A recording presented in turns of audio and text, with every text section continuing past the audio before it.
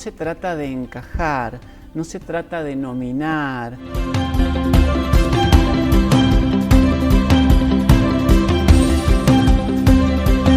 Cada ser humano es único, irrepetible, hermoso y precioso.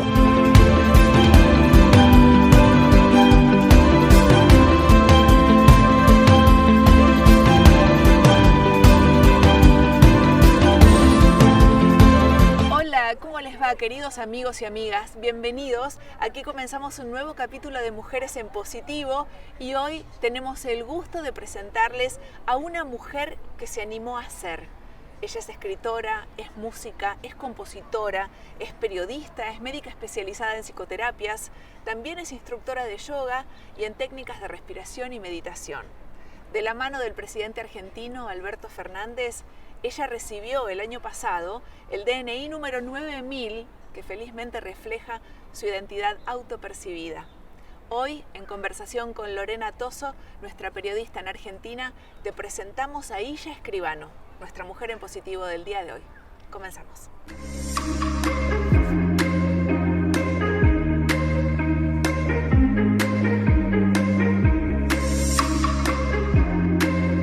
Me cuesta presentarla como una entrevistada más, porque Illa para mí es mucho más que una entrevistada. Bienvenida a Mujeres en Positivo. Muchas gracias por la invitación. Finalmente logramos este encuentro. Lo logramos, lo logramos. Y de alguna manera también es como concretar esto del camino recorrido. Nosotras nos conocemos hace muchos años y han pasado muchas cosas en tu vida que hoy te ponen, yo te decía recién, estás como radiante, feliz.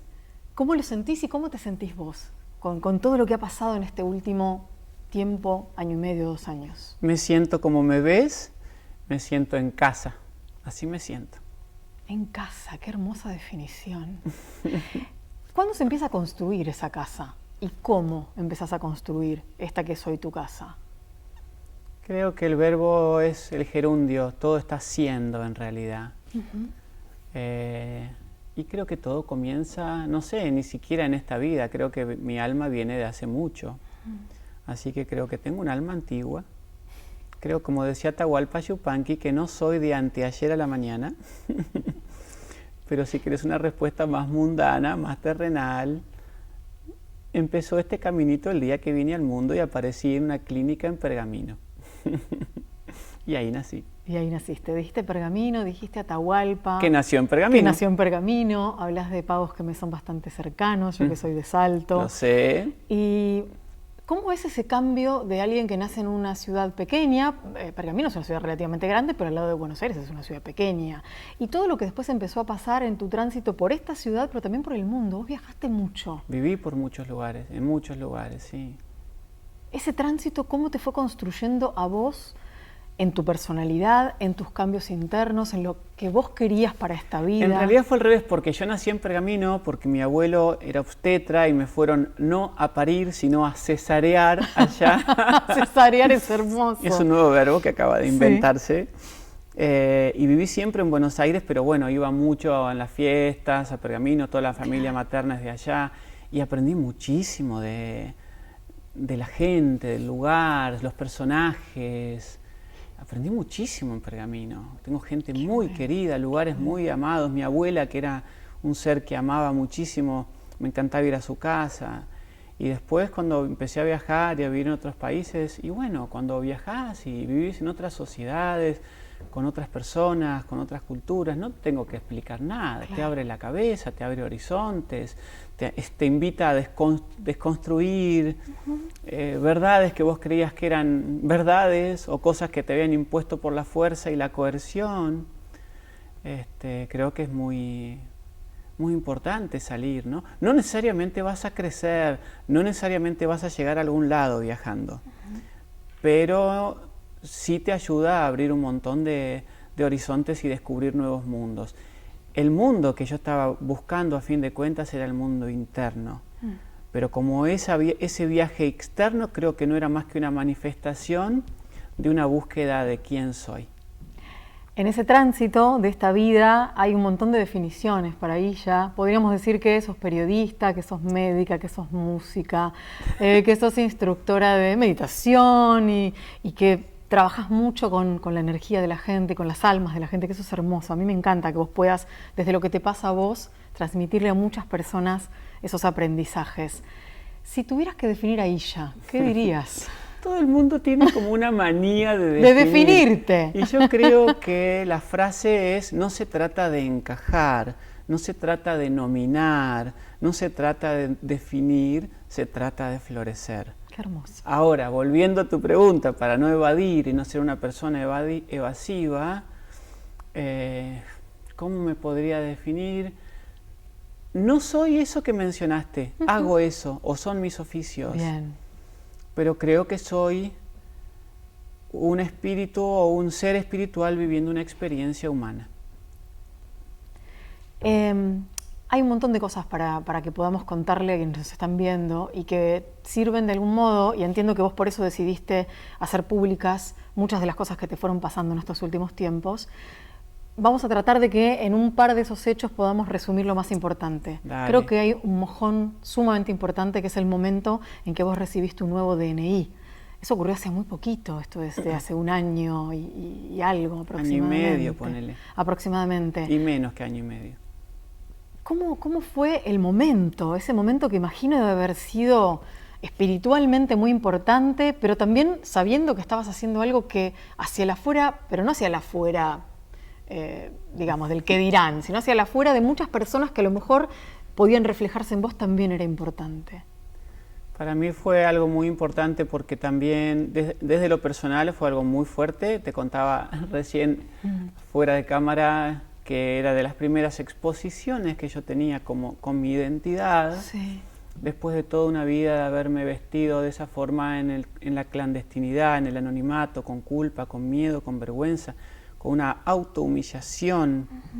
Y de repente aparezco con un presidente de la nación a mi izquierda, 2 ministros, celebridades, la prensa, televisión en vivo para todo el país. Incluso me entrevistaron de televisión francesa y española. Pero más allá de algo personal, porque a fin de cuentas yo en un tiempo me morí y me fui de este mundo. Para mí fue muy natural haberlo hecho, como si toda mi vida, todo lo que ha sucedido se cerraba.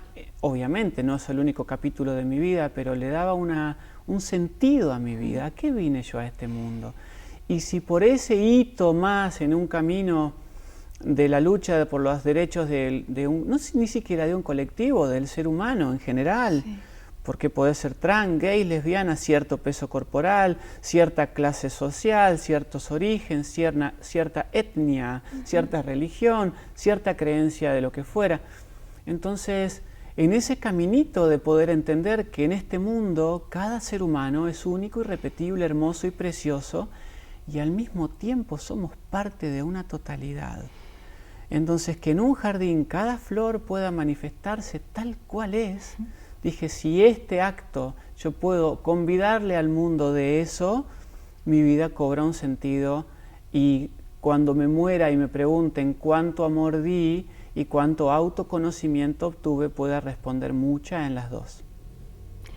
Cuando recién decías que en un momento se muere una parte tuya o deja de estar y vuelve a aparecer y florece nuevamente, me quedé pensando en algo que has contado en algunas entrevistas que leí acerca de una idea recurrente que tuviste durante muchos años con respecto al suicidio.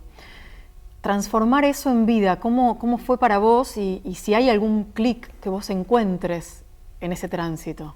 Es una linda pregunta porque puede ayudar a otras personas, ¿no? Mucha gente no tiene ganas de vivir o siente que la vida es un aburrimiento, o es como una fruta que perdió el jugo, o no tiene sentido, o es mucho. En el mundo hay mucho sufrimiento. En Europa creo que 1 de cada 4 personas toma pastillas, psicofármacos para dormir o para la ansiedad o la depresión. Solamente ese dato dice mucho. Sí. De todo lo que vos mencionaste, de lo que hice, mi gran logro fue no haberme suicidado. Esa es mi máxima victoria, y haber podido ir a por mi vida. Yo no hubiera podido llegar hasta acá, obviamente, sin el acompañamiento de un montón de personas que en diferentes instancias de la vida me acompañaron, me ayudaron de diferentes formas, desde terapeutas, familiares, amigas, amigos, los viajes a la Patagonia que yo hacía a dedo cuando estudiaba medicina, el mismo paisaje, la misma Mapu, la madre tierra, lecturas, autores, es decir, es una búsqueda incansable, pero el clic, la bisagra en mi vida ocurrió cuando yo, ganándome la vida como escritora y periodista, entrevisté a Sri Sri Ravi Shankar y él me invitó a la India, yo tomé un curso de respiración, de meditación, y ahí empecé lo que se puede llamar un camino espiritual, que ni siquiera me gusta el nombre porque puede sonar un poco como una secta, algo raro, un bicho raro, ¿dónde se metió? Le lavaron la cabeza, un camino hacia adentro. Yo te diría que arranqué el viaje de la mente al corazón, que es el viaje en el cual cada ser humano de esta tierra está, digamos, formando parte, lo sepa o no.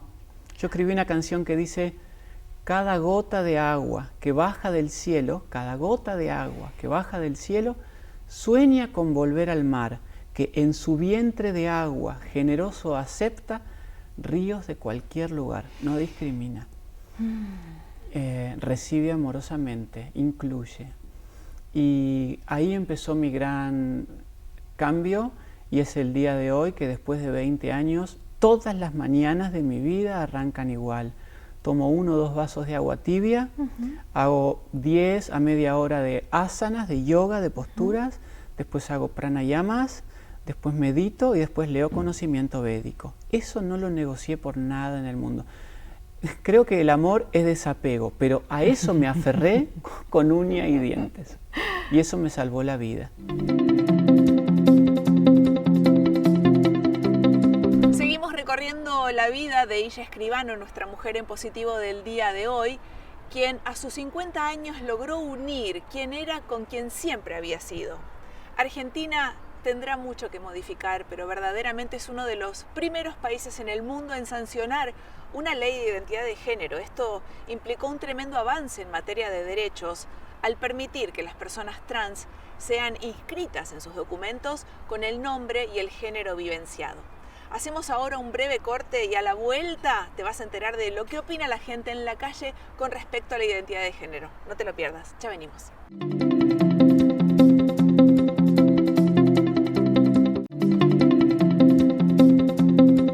Momento de salir a preguntarle a la calle: ¿conoces la ley de identidad de género?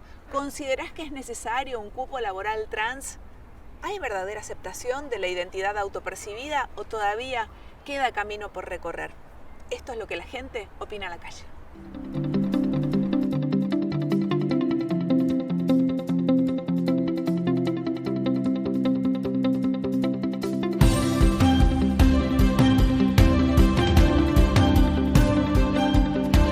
Conozco la ley de identidad de género que está hace un par de años acá en la Argentina y me parece fundamental y un gran avance para el país. En verdad no conozco la ley de identidad de género. Sé el tema, pero no conozco la ley exacto. Sinceramente no sabía que había una ley de identidad de género. Me siento un poco ignorante al respecto, pero está buenísimo que exista. Mira, honestamente no conozco mucho sobre la ley, sé que existe, sé que es muy importante. Y por más que no conozca, creo que es algo totalmente necesario en la comunidad LGBTQ+. Venimos luchando hace un montón. Coincido un 100% que tenga que haber un cupo laboral trans, espero que se pueda aplicar. Creo que sí, que todo tiene que tener inclusión. Sí, me parece imprescindible, de hecho, que haya un cupo laboral trans. Sí, creo que hay mucha discriminación al momento de la búsqueda laboral. Sí, por supuesto que considero que es necesario. Nos dimos cuenta que la sociedad desde casi sus inicios a las minorías nos vienen aplacando de una manera terrible. Entonces el cupo laboral trans lo que hace es dar esa oportunidad que en realidad la realidad es que no tendría que ser una oportunidad, tendría que ser un hecho. Yo creo que hay más aceptación a las identidades autopercibidas. Falta mucho, pero creo que el hecho de que mucha gente esté en los medios y se hable de esto es un gran avance y de a poquito va a ir modificando al país y cada vez va a ser más aceptado, especialmente por las nuevas generaciones que son los que tienen por ahí la mentalidad mucho más abierta. Yo creo que hoy en día hay aceptación a las identidades autopercibidas. Sí, hay aceptación, pero realmente se necesita trabajar mucho más. Está habiendo más aceptación, pero igual me parece que hay como mucha rigidez y sí, el camino es largo, pero bueno, en esa búsqueda estamos, me parece, de la integración y la aceptación. Sí. Vamos con la última parte de esta interesantísima conversación entre Lorena Toso, nuestra periodista en Argentina, e Illa Escribano, que nos cuenta acerca de su recorrido vital, desde su pergamino natal, su búsqueda, el rechazo del que fue víctima y también de su estirpe real, ya que es prima de la reina Máxima de Holanda. Pero lo más importante, ¿cómo fue que ella aprendió a amarse y a respetarse tal cual es? Lo vemos. Recién hablabas del acompañamiento, ¿no?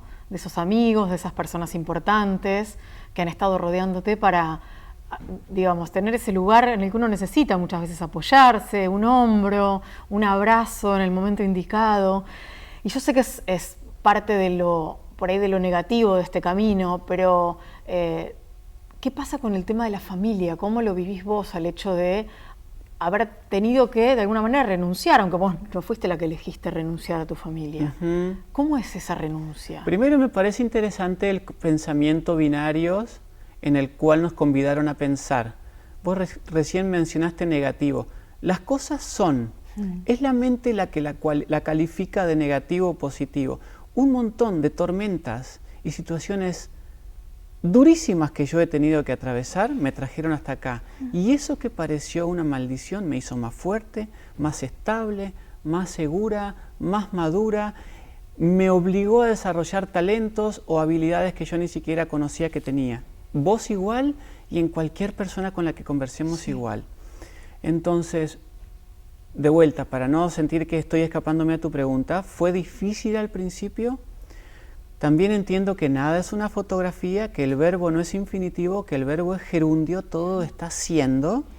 No sé qué va a suceder mañana, pero aprendí sobre la aceptación total de lo que es.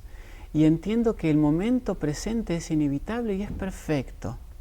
Entonces, hoy eso es así, y también entiendo que así como a mí me costó muchísimos años aceptarme, también entiendo que a mucha otra gente pueda llevarle tiempo a aceptarme.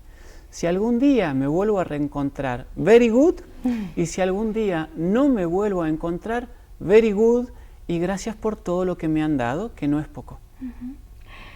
Hablemos un poquito de la música, porque la música es, por lo menos para mí, una gran sanadora de almas, ese lugar, alguien me lo dijo hace poquito, creo que fue Morris, el músico, sí. Que es un refugio, ¿no? Donde muchas veces uno va a buscar cosas, ¿no? A beber un poco de eso. ¿En qué lugar pusiste a la música a lo largo de estos años, en un momento de mucha exposición? Nada, tocabas y tenías tu banda y Indra tus discos, Mantras. Indra Mantras, hermoso. Hermoso lo que hicieron en Indra Mantras. ¿En qué lugar está hoy la música para vos? Qué lindo. La música, ahora mirando hacia, viste como muchas fichas caen cuando miras para atrás, ¿no? Yo durante muchos años había invertido mucho tiempo, energía, recursos, dinero, deseos, líbido, en esperar fin de año para irme al exterior y vestirme de mujer 2 o 3 días, comprar valijas de cosas, y después al mes tirar todo con una culpa, una vergüenza, prometiéndome que no lo hacía más, etc. Cuando empecé a dedicarme profesionalmente a la música empezó a ocupar ese lugar. Es decir, cada vez que me compraba una guitarra de $3.000, $4.000, $5.000, o una MacBook Pro para grabar, o plugins para lo que fuera, o dinero para grabar un disco, sentía que todo el dinero que estaba puesto antes al servicio de algo que no me conducía a nada y me daba sufrimiento, ahora me gustaba hacerlo, me divertía y también sentía que aportaba algo a la sociedad.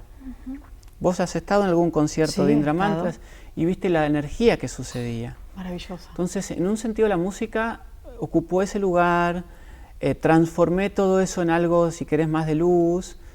Y yo canto y toco la guitarra de los 8 años, es parte de mi ser. Me nace hacerlo, me brota hacerlo, me divierte hacerlo.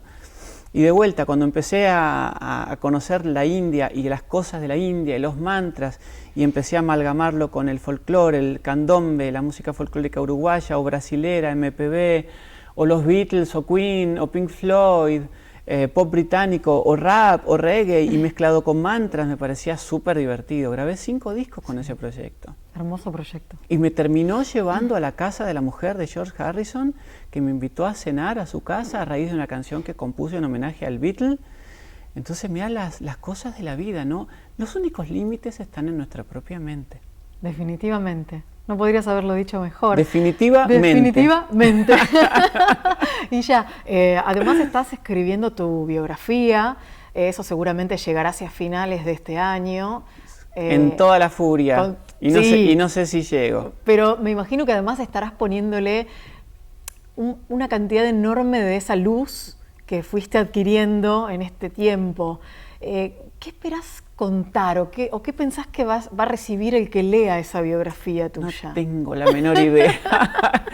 A duras penas conocemos nuestra mente, no puedo entender las mentes ajenas. Lo que sí te puedo decir es que estoy dando mi 100%, que me está pasando lo que me pasó con muchos discos. Por ejemplo, cuando me juntaba con productores como Jimmy Rip, el rockero con quien hice un disco de Indra Mantras. Bueno, mostrame los temas. Le digo, no, tengo uno. Claro. Hagamos como ese, el tema. Tiremos de la piola que sale. Es como le debe pasar a un novelista. Los personajes empiezan a cobrar vida propia. Claro. No soy el hacedor. Y esto es así. I am not the doer. No hay texto védico que no diga you are not the doer. No eres el hacedor. Entonces, cuando yo me siento ahí, mi único trabajo es no interferir. Ajá. ¿Y cómo lo llevas adelante? ¿Te pones momentos? Tengo un iPad que me compré, Bien, que me es re cómodo porque a veces escribo acostada, Bien. o sea, reclinada, a veces me siento. Van saliendo cosas, Lore, no te podría decir que tengo un método. De repente, mira, el otro día estaba contando, estoy yendo en un auto con mis hermanas a un lugar. En el transcurso de ese recorrido en auto voy pasando por diferentes paisajes de la ciudad de Buenos Aires donde tengo recuerdos de mi infancia, de esto, de cuando iba al colegio de curas jesuitas. Wow. Eso dijo mi perro. Entonces voy recordando cosas que me van evocando a la memoria ese viaje. Después me acuerdo cuando vivía en Boston. Después me acuerdo que en Boston un día pasó tal cosa y miro enfrente que es la casa de Paul Revere, que es un norteamericano que cuando invadieron los ingleses salió anunciando que invadían los ingleses. Hay un poema famoso que se llama Midnight Ride, que es este hombre que va pueblo por pueblo por Lexington y Concord anunciando que invadían los ingleses. Y cuento esa historia porque es la historia de una lucha por la libertad, por la independencia, que tiene que ver con lo que cuento en el libro. Entonces, fíjate cómo lo externo, como un holograma, cuenta lo interno. Sí. Y vuelvo al momento presente, estoy de vuelta en el auto. Después me acuerdo cuando me mandan una carta que viene de un amigo de Buenos Aires, que se había muerto un amigo de la Patagonia. Y me acuerdo en los viajes de la Patagonia que este amigo siempre me pedía el aromo de Atahualpa Yupanqui, vuelve a Atahualpa Yupanqui. Y cuento qué cuenta ese poema. Hay un aromo nacido en la grieta de una piedra. Parece que la rompió para salir de adentro de ella. Está en un alto pelau, no tiene ni un yuyo cerca, viéndolo solo y florido tuito el monte lo envidia. Y termina enseñando esa poesía o ese árbol o ese abuelo, como dirían en las culturas nahuatl, que no teniendo alegría se hace flores de sus penas. Eso habían de envidiarle los otros si lo supieran. Entonces estoy en Boston, recibo esa carta, murió el amigo, yo nunca había escuchado el poema, entonces todo me va llevando. Todo te va llevando. Gran parte de lo que venimos hablando y de lo que vas contando y seguramente lo que estará en ese libro habla de lo disruptivo, ¿no? Como una línea en la vida y muy probablemente en algunos casos buscado y en otros casos porque naturalmente vas por lo disruptivo.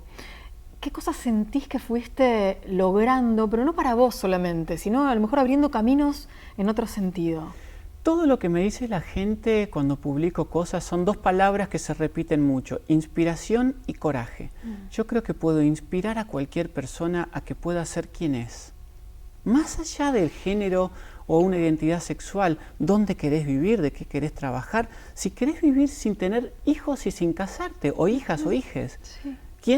Que la pregunta es, according to whom, según quién. ¿Quién dijo que, no? Como salir de un condicionamiento, que puedas florecer, que puedas encontrar tu propósito en la vida, que puedas tener coraje o la valentía para más allá de los mandatos, creencias en las que te criaste, puedas ir a por tu vida. Creo que qué van a pensar de mí es una de las preguntas que más sueños ha marchitado en esta vida. Y la verdad, que cuando te pones a mirar, ¿quién tiene tiempo de pensar en vos? Y te das cuenta que viviste más de la mitad de tu vida haciendo cosas para que te acepten. Pero en realidad el sentido de pertenencia no pasa ni por lo que tenés, ni por lo... pasa por otro lado, pasa por nuestro espíritu humano. ¿Te llamaron algunas personas que no esperabas que te llamaran en este tiempo? ¿Vos? Sí, un montón de personas, un montón. Sí, de hecho una de las personas que me llamó este último tiempo es Gaby Herbstein, con quien estoy haciendo un proyecto artístico hermosísimo que estamos a punto de lanzarlo. Eso me encanta, tenemos una primicia para contar entonces. Sí, totalmente. Gente que yo apreciaba de toda la vida, sí, un montón de gente conocida, gente no conocida, un montón. Qué bueno eso. Adelantarnos algo más de lo del proyecto con Gaby. Por lo menos algo acerca de qué. Va a haber fotos, va a haber textos, va a haber entrevistas. Va a haber de todo. Va a haber eso, de todo. mucho. Y va a tener que ver con eso que decís vos, de que podamos a través del arte invitar a que podamos ver belleza en cada semejante. Que podamos ver belleza en cada semejante. Como en la infancia. En la infancia ves belleza en todo. Sí. Hay asombro, hay entusiasmo. Creo que un poco el corazón o uno de los objetivos primarios de ese proyecto hermoso con un artista que yo cada vez que veo sus fotografías o sus obras digo, wow. Son impactantes. Me impactan, pero realmente me llevan a un lugar que pocas situaciones u obras o cosas artísticas me llevan. Es wow. ¿Cómo manejas el tema de las convocatorias que puedan tener que ver con quién es ella hoy, qué camino realizó, en soledad, acompañada por la gente que vos elegiste o la que eligió acompañarte? Lo que buscas te está buscando. Ahí va. ¿Y cómo haces para manejar esas búsquedas si algo no termina de convencerte? ¿Cómo, si sentís que tiene que ver con la utilización de una imagen o algo así? ¿Que me usen? Eso? Sí, por ejemplo. Bienvenido que me usen. Ajá. Porque si me usan significa que puedo ser útil. Entonces lo que yo elijo es dónde me usan y para qué. Bien. Utilizo la capacidad de mi intelecto de discernir para qué se me está usando, con qué intención. Hay cosas que se me pueden escapar, sí. Recurro mucho a mi intuición, sí. Pero si me siento usada o soy utilizada, ok, le soy útil a alguien. Pero siento que cuando me usan, que esa ser usada tenga un corazón o una buena leche. Bien. Y si hay otras intenciones y ocupan una proporción menor, como en el amor hay 2% de lujuria y en la lujuria hay 2% de amor. Ok, si esa cosa más oscura es un 2%, vale el 98%. Es hermoso lo que acabas de decir. Nosotros tenemos una pregunta final que habitualmente hacemos y yo recién te escuchaba. ¡Qué miedo! No pasa nada, no tengas miedo. A esta altura ya no más miedos. Esta pregunta tiene que ver con dejar un legado, con aquel legado que nuestras invitadas imaginan que pueden llegar a dejar en esta vida y en este camino, en este tránsito. ¿Pensaste alguna vez en eso? No lo pensé. Me estás preguntando cuál sería. ¿Cuál la pregunta cuál es. ¿Cuál me gustaría? ¿Cuál te gustaría que sea, más que cuál sería? Que se resuma en que la gente sepa que no se trata de encajar, que se trata de florecer, que la sociedad nace a partir de cada persona y no al revés, que si hay amor no hay miedo, que no hay nada de qué temer. Parecen frasecitas hechas, pero realmente lo siento así. Que cada ser humano es único, irrepetible y hermoso como es, que existir no es provocar, y que nunca es tarde para transformar el miedo en amor, el amor en acción, y algo más, que aquello que no se ve no existe, y aquello que no existe se margina. Que pueda servir mi historia para que cada cual cuente su historia, que nadie muera con su canción dentro de sí. Y que haya muchas más canciones y muchas más sillas. Yo quiero que cerremos dándonos así la mano. Gracias. Un placer, gracias a vos. Y así llegamos al final de nuestro capítulo de hoy con Illa Escribano, una mujer que inspira a realizarse mucho más allá de los mandatos sociales y culturales. Una mujer que comparte su historia para ayudar a otros, a otras, a contar la propia. Fue realmente un placer tenerla en nuestro ciclo. Y recuerden que la semana que viene nos volvemos a encontrar para seguir descubriendo juntos historias fascinantes de mujeres latinoamericanas, de mujeres en positivo. Cuídense mucho. Chao.